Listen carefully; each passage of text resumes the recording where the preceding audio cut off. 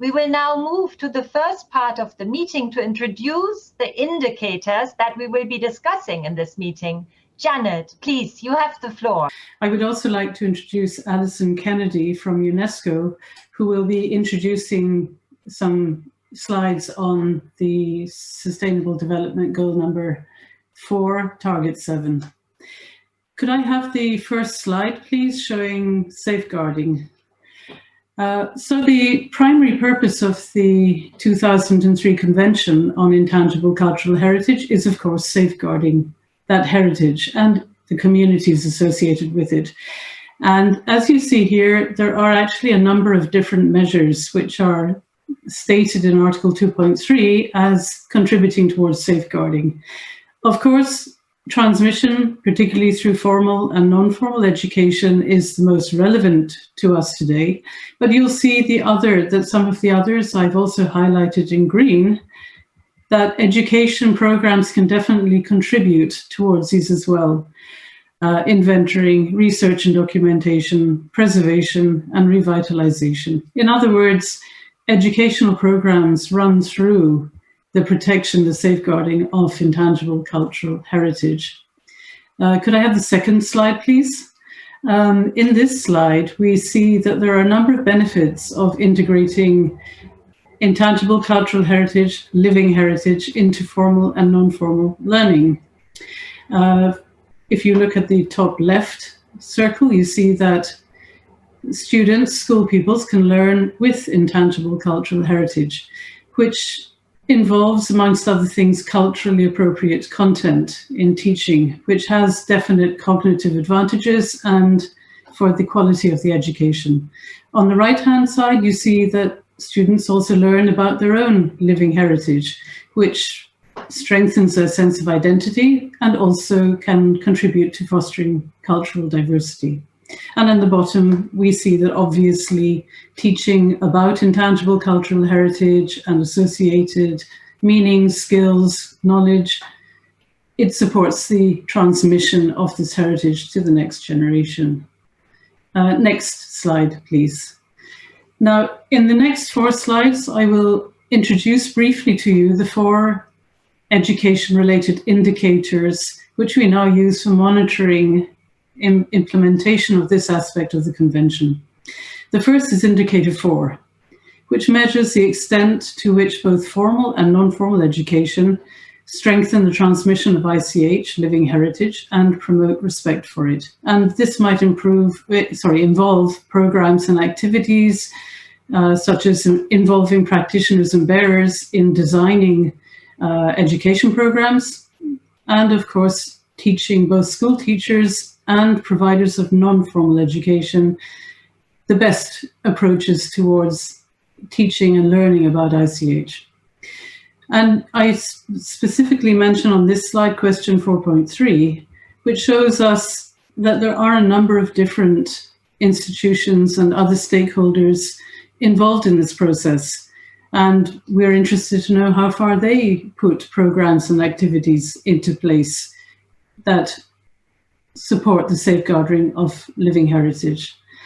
Next slide, please. Now, this slide introduces Indicator 5. And this is particularly focusing on the formal education system at the primary and secondary levels and how far living heritage and its safeguarding are integrated into the curricula, into the content both of relevant disciplines, and that could include teaching about other subjects through in living heritage, and how it can also be used to strengthen teaching and learning about and with living heritage and respect for one's own and others' living heritage.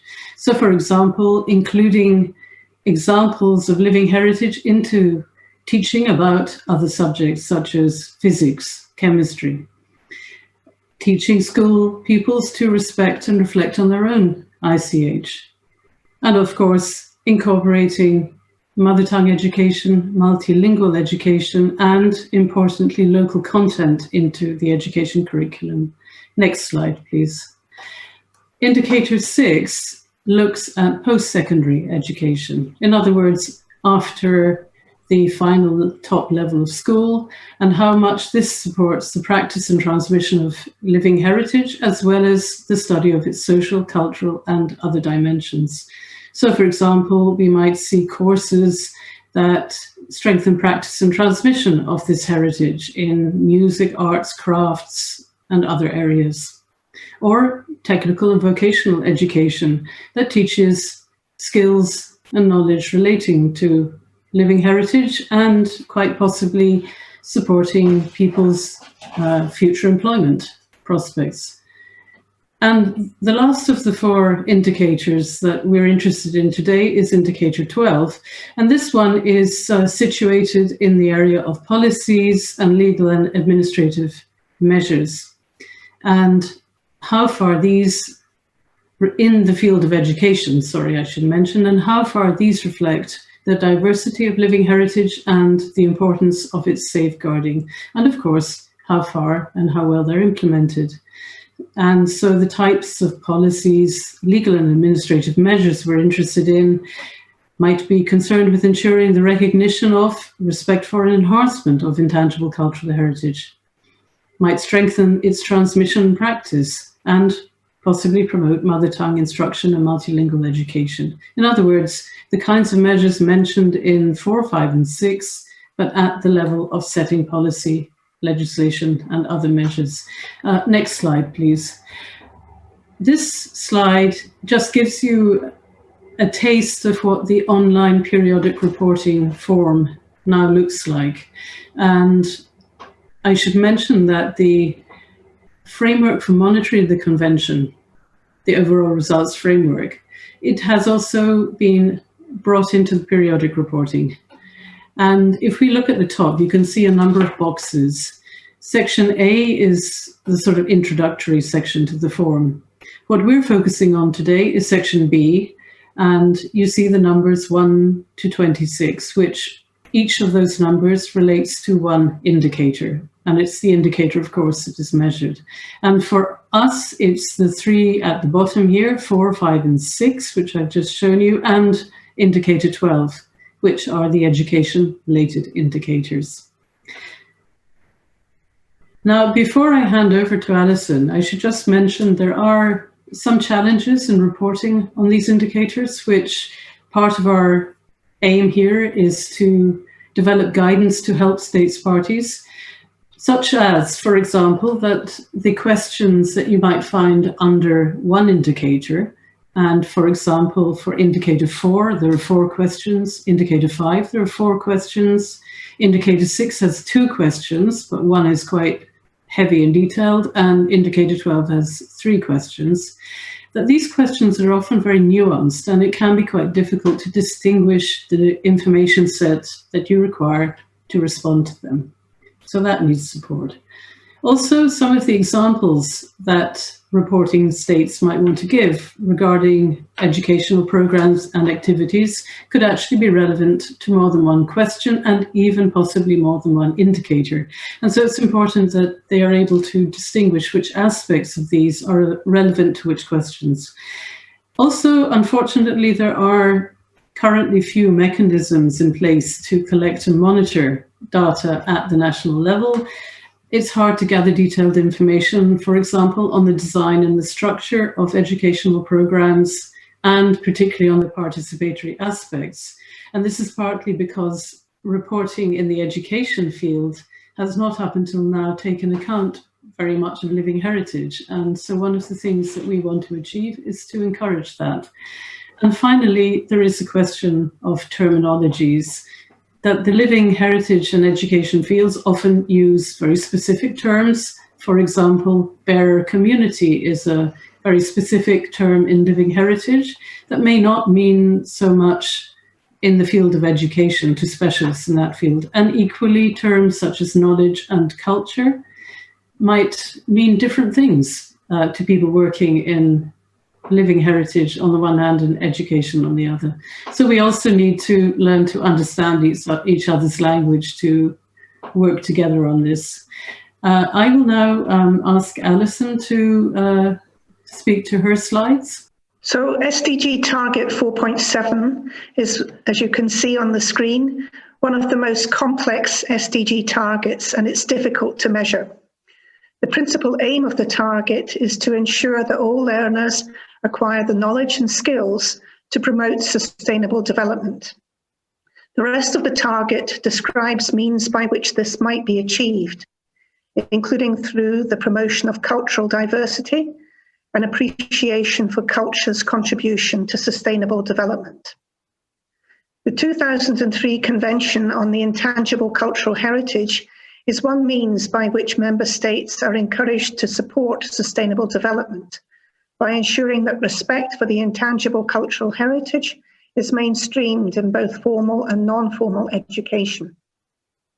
Because the target is so complex, UNESCO is currently using a number of different approaches to try to assess the country's progress. Next slide, please.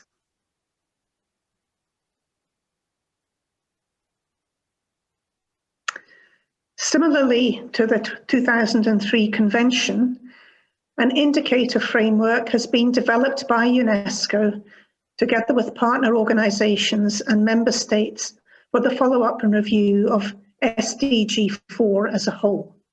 It contains all the global indicators for the monitoring of SDG 4, of which there are now 12, as well as more than 30 additional thematic indicators. For SDG 4, there are now 6 indicators, but as you can see, none focuses directly on cultural aspects of the target, although culture is captured in the instrument used to collect data for the global indicator 4.7.1. Next slide, please. The data needed for the global indicator are gathered through the quadrennial reporting by member states on the implementation of the 1974 recommendation concerning education for international understanding, cooperation and peace and education relating to human rights and fundamental freedoms. This is a similar process to the reporting on the 2003 Convention that Janet showed you at the end of her presentation. Next slide, please. The expert meetings that we had at the end of 2020 explored how countries can report on the 4 intangible cultural heritage education-related indicators in the current and future reporting exercises on the 2003 Convention. The 4 indicators are listed here briefly. When data become available for these indicators, we hope that they will complement other data available for monitoring progress towards SDG Target 4.7. We are not proposing that they should replace the existing indicators, but they should provide additional evidence on progress towards 4.7 and the implementation of the 2003 Convention. Thank you. That's the end of my presentation. Thank you very much, Alison. That was very informative. I would now like to invite Hela Lotz-Sisitika. I'm sorry, Hela. Now, Hela is a distinguished professor at Rhodes University in South Africa and senior expert in education. Hela, could you please put your camera on, if it's not already? And so, Hela, I'm delighted to have you here with us today. And I would like you to start by unpacking further the ways in which living heritage and education intersect with each other.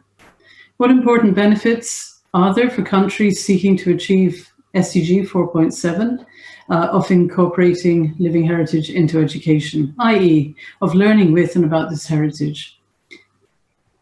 Thank you very much, Janet, and thank you, Alison, and thank you, colleagues, for this important meeting. I'm going to just share a couple of thoughts on this. And of course, I think we all know that, culture is actually the fabric of education. Education is essentially a cultural practice. So it's interesting that we have to think about bringing living heritage into education. And I think the reason for that is that most children around the world today are learning with a dominant and often hegemonic cultural foundation that does not emerge from their own cultural histories. So therefore, if we incorporate living heritage into education, I think this can definitely help to redress this historical imbalance. And I think it's also very much important that we begin to understand, and of course people do understand it, any teacher knows it, the intimate relationship that exists between culture and language, and that language is born in our cultures. And there's of course a huge asset for learning, and we only need to know that when we see children who aren't able to learn in their own mother tongue, what a huge asset it is to be able to learn in your own mother tongue, in the foundation of your culture.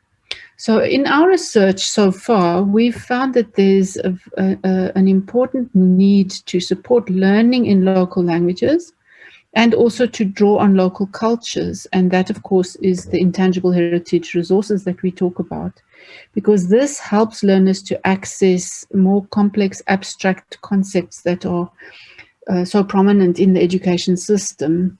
And in other words, what we need to do is we need to develop a stronger paradigm of what we've been calling learning as connection, where children are able to make meaning of the educational encounters out of their own cultures and into the cultures of the school and the education system. So, and we shouldn't assume that they are the same thing. As I mentioned earlier, so many children's cultures are marginalized from the mainstream schooling system. So this intangible heritage that we're talking about here is a vital resource for enabling successful and meaningful learning. And therefore, we should see it as an integral part of the concept of quality education. So I think it's a subtle argument, but a very, very important one, that we shouldn't separate culture from education and seek to bring it in. Rather, we should try to surface the cultures of children and allow them to learn from there to these more abstract and perhaps often foreign concepts and ways of thinking about the world that we encounter in education. So that's what I'd like to say to start. Thanks, Janet. Thanks, Alison.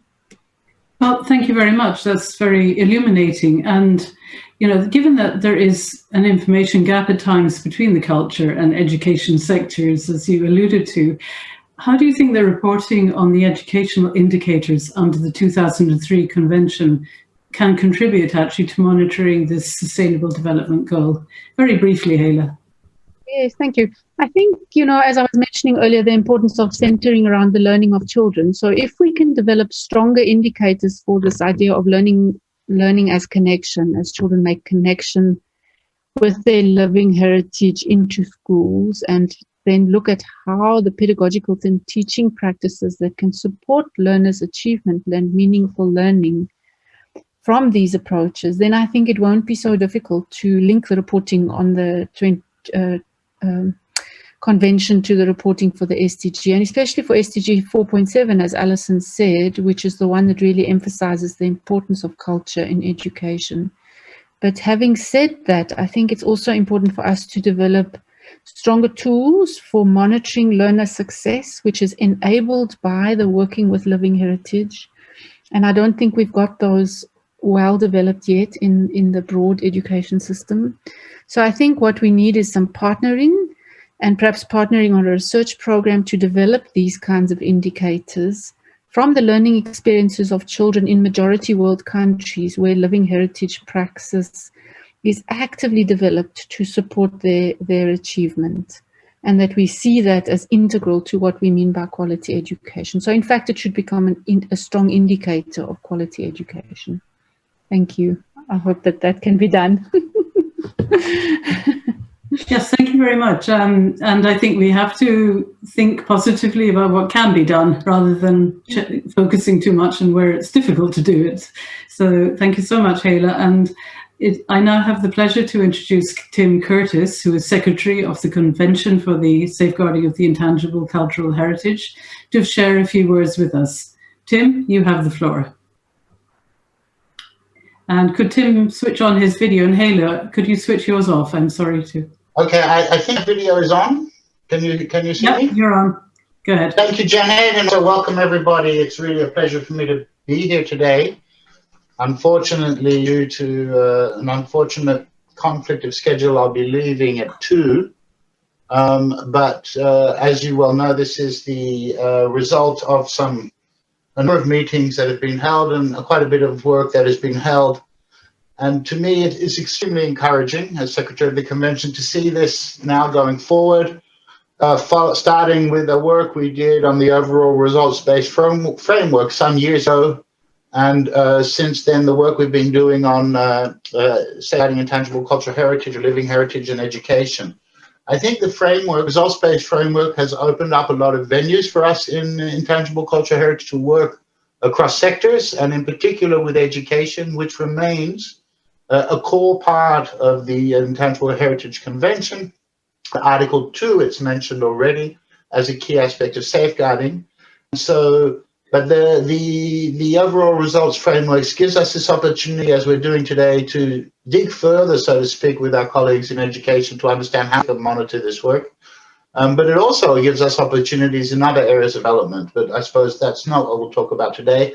I'd also very much like to thank Hela for mentioning that education in itself is a form of cultural practice, and in some ways is a kind of intangible cultural heritage itself. And that over the last, century or centuries, we've structured into these things called schools, and where we use them. And I think for many of us living through the lockdowns in this pandemic, the biggest disruption to everybody's lives is when schools are closed. So we see that schools are part of the cultural life in the broad sense, including economic of our societies today. And therefore, an intangible cultural heritage as a form of informal education has always happened within communities. And so ICH has been a vehicle for transmission and education for centuries. And it's very exciting, and we hope, and also to hear past speakers, what we hope is that we don't go into having parallel indicator universes, but somehow the indicators we're working on in monitoring the impacts of this convention will feed directly into the education indicators, as I think Hela mentioned, others have mentioned. And if we can move forward in that direction, I think we'll start looking at proper impact of this. So one would be, perhaps, as was just mentioned, to look at the contribution to quality education. But of course, for those of us working in the field of culture, what we'd also like to understand in the longer term is how successful this integration, if it happens, is for sustaining the diversity of cultures in the world today, and making sure that we do sustain this vitality and this creativity we have around the world that expresses itself often through living heritage. So again, I can only say that it is very encouraging to be here today, to see how far we've gone. It's both a sort of culmination of several years, but the beginning of a new thing, which is to get much more into the details of how we do these measurements, and how do we really work across sectors to make it so that we both benefit, there is benefits from both, and that these can then be demonstrated through these indicators. I think we've come a long way, and in that sense, I'm hoping that it'll be very positive. Of course, we'd like to see living heritage part and parcel of education indicators, whether or not us as the living heritage people are there along with it. And that's a kind of end goal. But as I said, for us as well, our education ensures that we are doing this work of maintaining this great, vast diversity of wealth, if you will, cultural wealth that we call living heritage. So I apologize for not being able to stay right until the end.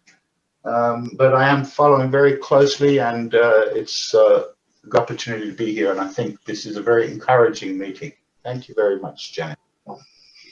Thank you very much, Tim. And it's certainly